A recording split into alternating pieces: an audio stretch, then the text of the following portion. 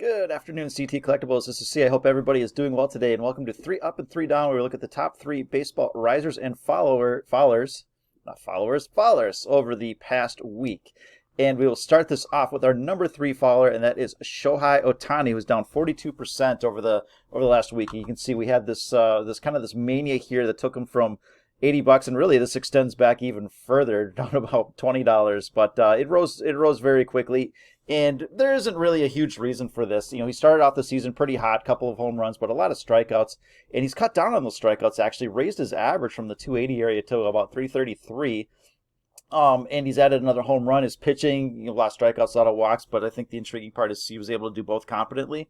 But really, I think the driver for this recent fall here, if we look over last year, is this move here. And we looked at him last week, as one of the top risers, and especially like his rookie debut and his update were both on fire, and just said, too much too fast, good luck, wait for it to come back down to a level.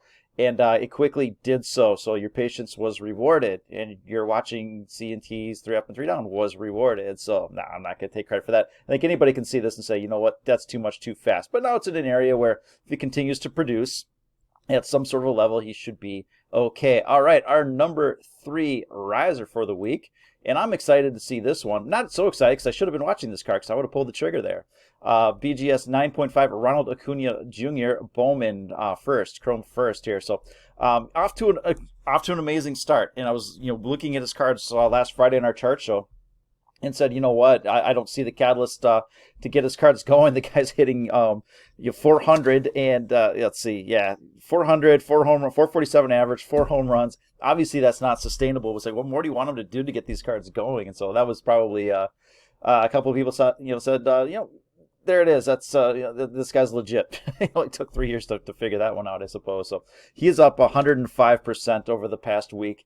And again, with this thin volume, probably a little too much too fast. But this was too cheap. And now if you get something in that $200 to $250 area, you're probably all right. I wouldn't chase it here, as is the case with most of the risers. But maybe he's starting to get some love, which is the proper thing here. So all right, we'll get to our number 2 faller, and that is Lou Bob. So he's not quite doing what people were hoping he would do to this point yet. He is down 44% on the week, hitting 250, 1 home run, 30% strikeout rate. He's going to have to show a lot here, I think, over the next whatever time frame you pick. He's been kind of sideways. People are waiting for him to do something, and now you're dropping to new lows on this card. So it actually might be a decent spot to buy this card if you are new lows since he came out. If you're looking for a Lou Bob, but I think for me, I don't know. I just watching him last year, watching him this year, the defense is legit, but the hitting part is like there's some maturing to do here.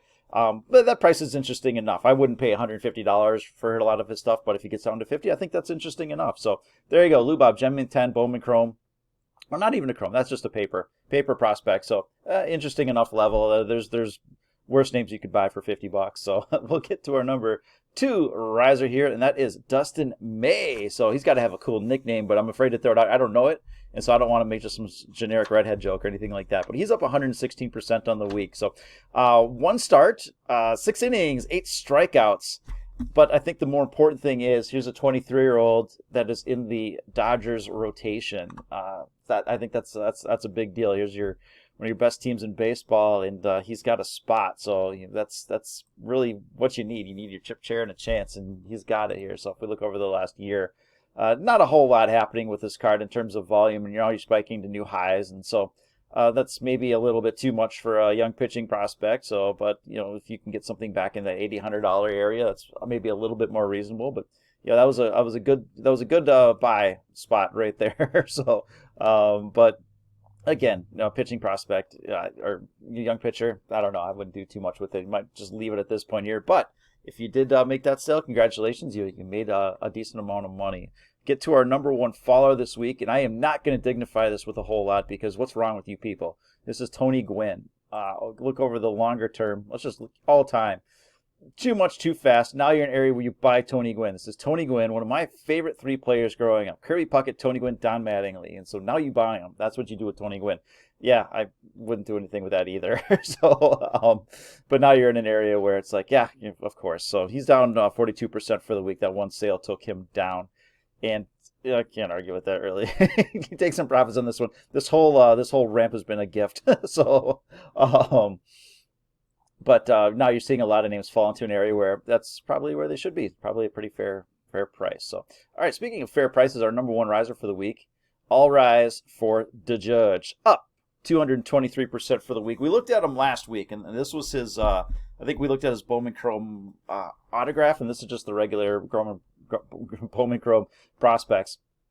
And Monster Week here, and so it's not like he's doing anything crazy this year. So he's being Aaron Judge. He's being an elite player when he's healthy, and he's also mixing a little bit of DL with general soreness. So this is kind of what you expect. If he can limit the general soreness stuff and play more than often than not, here's a guy that's already hitting 300, got a home run, 145 WRC plus. I mean, he's an elite bat when he plays. So that's just what you buy. So this thing got down way too low, and someone wisely snapped it up.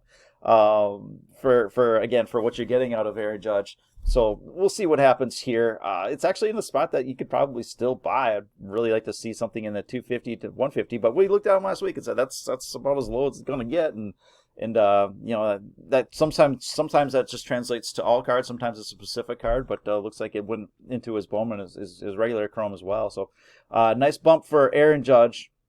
Again, when he plays, he's elite, and this is the right thing to do while he's playing. So when he gets hurt, then I suppose you sell it again or whatever. But yeah, decent enough price for Aaron Judge right there. Nice buy on that one. Good on you, sir. And again, a lot of those risers are for selling, and I don't think that's even a sell at this point here. Maybe there's a little bit back and forth, but it is what it is. So all right, first week of baseball firmly in the books. Moving on to the second week, and we'll see what kind of news, what the news brings us over the next couple of days, and we'll do this again in a week and see what kind of mania the hobby brings us. So that's what I got for you. Have a great rest of the day. Bye.